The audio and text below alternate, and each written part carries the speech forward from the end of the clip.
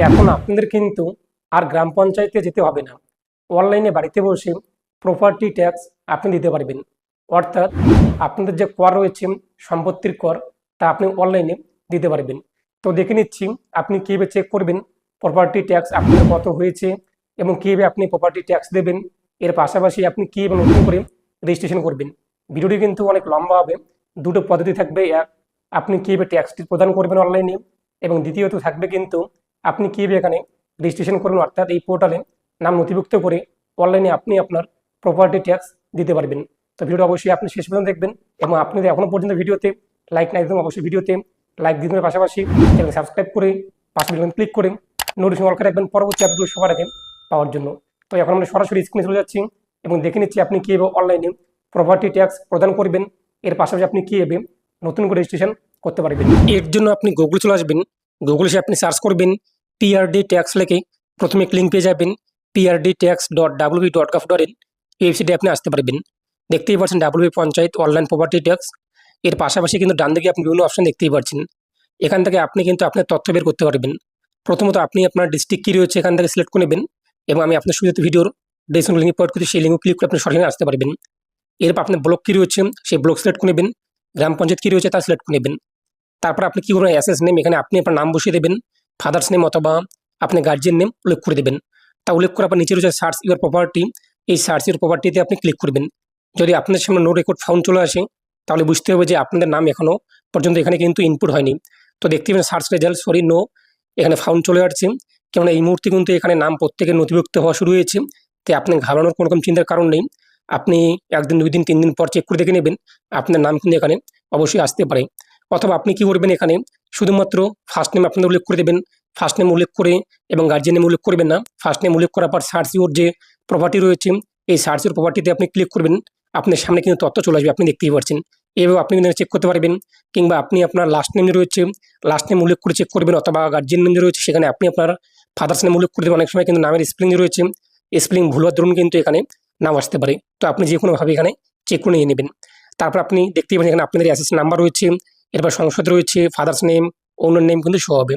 পাশে আপনি দেখতেই পাচ্ছেন যে আপনাদের এমন কোনো ডিউ রয়েছে কিনা তা এখানে শো হবে। এর পাশাপাশি আপনি অ্যাকশন বাটনে দেখতেই পাচ্ছেন পে নাও নামে একটি অপশন রয়েছে। এই পে নাওয়ে আপনি ক্লিক করবেন। পে নাওয়ে ক্লিক করতেই পরবর্তী পেজটি চলে আসবে। আপনি আপনার মোবাইল নাম্বার বসিয়ে দেবেন। তারপর লগ ইন নাও রয়েছে, লগ ইন নাওয়ে ক্লিক করবেন। আপনার মোবাইলে ওটিপি চলে আসবে, ওটিপি আপনি উল্লেখ করে দেবেন। ভেরিফাই ওটিপিতে আপনি ক্লিক করবেন।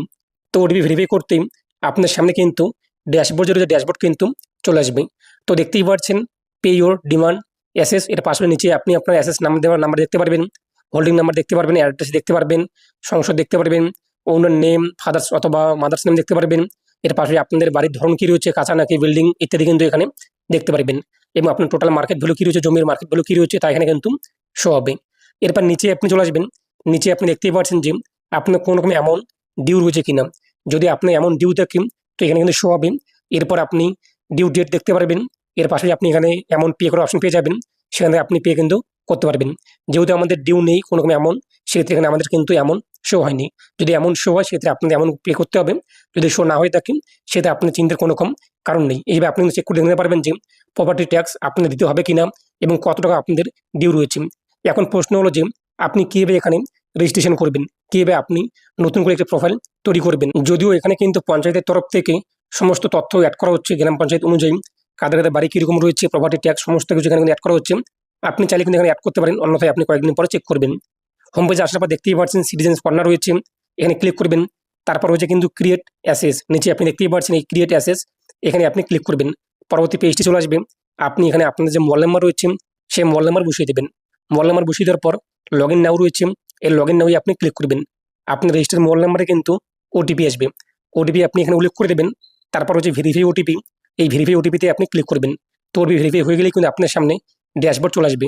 ফর্ম 5A আপনি দেখতেই পাচ্ছেন, form for self declaration of on house property.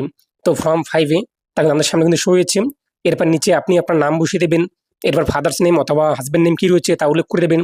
Property address, তো আপনাদের যে বাড়ি যে রয়েছে প্রপার্টি রয়েছে তার অ্যাড্রেস উল্লেখ করে দেবেন। সংসদ নাম্বার কত রয়েছে আপনাদের এখানে উল্লেখ করে দেবেন, অথবা আপনার গ্রামের নাম কী রয়েছে, অথবা আপনার জব কার্ডের মধ্যেও কিন্তু সংসদ নাম্বার থাকে। তো এখান থেকে আপনি তা বের করে নেবেন, মতো উল্লেখ করে দেবেন। তো আপনার যা হয়ে থাকে। তারপর নিচে আপনি চলে আসবেন টাইপ অফ হাউস। তো আপনাদের হাউসটি কোন টাইপের, কাঁচা নাকি টিনের নাকি ওয়াল আপনাদের একটা ইটের নাকি আপনাদের একটা বিল্ডিং।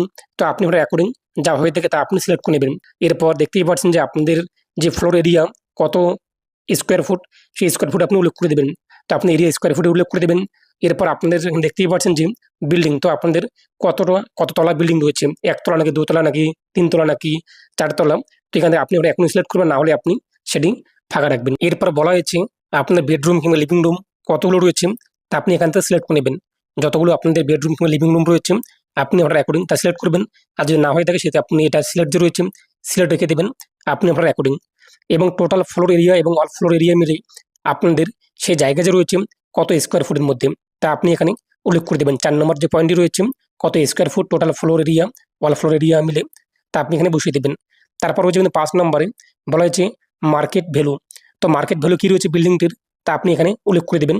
সেই আপনাদের বিল্ডিংয়ের কোনো জায়গার মার্কেট ভ্যালু কী রয়েছে, এবং আপনাদের জায়গার সঙ্গে কোনো বিল্ডিংয়ে আপনি কিংবা আপনার বিল্ডিংয়ের সঙ্গে কোনো গোডাউন কিংবা সব রয়েছে দোকান রয়েছে কিনা। যদি আপনাদের গোডাউন কিংবা দোকান লাগানো থাকে তাহলে আপনি উল্লেখ করে দেবেন ইয়েস। এরপর আপনাদের সেই এরিয়া গ্রাম পঞ্চায়েতে আরও কারো বিল্ডিং রয়েছে কিনা, থাকলে আপনি ইয়েস করবেন, এবং যদি না হয়ে থাকে তাহলে আপনি নো যে রয়েছে নো করে দেবেন। কিংবা আপনাদের জায়গার সঙ্গে দোকান বা গোডাউন নেই তাহলে আপনি নো করে দেবেন। তারপর বলা হয়েছে কিন্তু আপনার কারেন্ট মার্কেট ভ্যালু কী রয়েছে, এবং আদার্স যে বিল্ডিং রয়েছে আপনাদের যে গ্রাম পঞ্চায়েতে অন্য যে বিল্ডিং রয়েছে সেই বিল্ডিংয়ের মার্কেট ভ্যালু কী রয়েছে তা উল্লেখ করে দেবেন, নাহলে আপনি যে জানা না থাকে ফাঁকা রাখবেন। তারপর দেখতেই পাচ্ছেন যে আপনাদের যে হোমস্টে রয়েছে সেখানকার এক কথায় একরে উল্লেখ করে দেবেন কত একর। তারপর আপনার নিচে কিন্তু কারেন্ট মার্কেট ভ্যালু যে রয়েছে কী রয়েছে তা আপনি এখানে কিন্তু উল্লেখ করতে হবে। যেগুলো আপনার জানা রয়েছে এবং সেগুলো আপনি এখানে সঠিকভাবে উল্লেখ করে দেবেন আপনি আপনার অ্যাকর্ডিং। তো দেখতেই পাচ্ছেন এখানে সমস্ত তথ্য কিন্তু আপনার সঠিকভাবে উল্লেখ করতে হবে। তারপর নিচে বলা হয়েছে কিন্তু আপনি এই যে এক কথায় প্রপার্টি ট্যাক্স কীভাবে দিতে চান, ত্রৈমাসিক নাকি 1 বছরে, তা আপনি সিলেক্ট করে নেবেন। এরপর আপলোড ডিট আপনার জমির যে পর্চা রয়েছে সেই দলিলটি আপনি আপলোড করে দেবেন। এরপর সাবমিটে ক্লিক করবেন, আপনার যে অ্যাসেস নাম্বার তা চলে আসবে।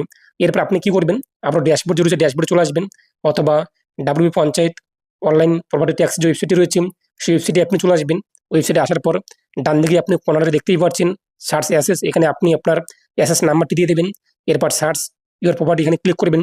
নিচে আপনি আপনার তথ্য কিন্তু দেখতে পাবেন, এরপর পিএনআই ক্লিক করে আপনি পেমেন্ট করতে পারবেন। অথবা আপনার যদি এমার্জেন্সি থাকে কিংবা আপনার নাম এখানে তুলতে অসুবিধা হয়, কোনো সমস্যা হয়, নিকটবর্তী গ্রাম পঞ্চায়েতে গিয়ে আপনি যোগাযোগ করবেন এবং আপনার সমস্ত ডকুমেন্টস নিয়ে যাবেন। ওনারা আপনাদের নাম কিন্তু এখানে তুলে দেবে। এরপর অনলাইন থেকে আপনি আপনার প্রপার্টি ট্যাক্স কিন্তু পে করতে পারবেন। তো বুঝতেই পারছেন এইভাবে আপনি কিন্তু খুব সহজেই প্রপার্টি ট্যাক্স দিতে পারবেন। কোনো রকম জানার থাকলে আপনি নিকটবর্তী গ্রাম পঞ্চায়েতে গিয়ে কিন্তু নাম তুলতে পারবেন, যদি আপনার নিজে থেকে তুলতে কোনো রকম সমস্যা বোধ হয়। আশা করি বুঝতেই পেরেছেন আপনি কিন্তু এইভাবে খুব সহজেই ওয়েবসাইট থেকেই প্রপার্টি ট্যাক্স আপনাদের প্রদান করতে পারবেন এবং নতুন করে রেজিস্ট্রেশন করতে পারবেন। খুব তাড়াতাড়ি কিন্তু বাকিদেরও নাম এখানে অ্যাড হয়ে যাবে। তো আপনারা কয়েকদিন পর চেক করবেন এবং আপনাদের কত টাকা ট্যাক্স রয়েছে তা জানতে পারবেন। এ নিয়ে আপনার মতামত কী রয়েছে কমেন্ট জানিয়ে দেবেন। আর ভিডিও অবশ্যই বেশি বেশি প্রত্যেকে জানিয়ে দেবেন। প্রত্যেক ভালো থাকুন এবং সুস্থ থাকুন। পরবর্তী ভিডিওতে আপনার সঙ্গে দেখা হচ্ছে।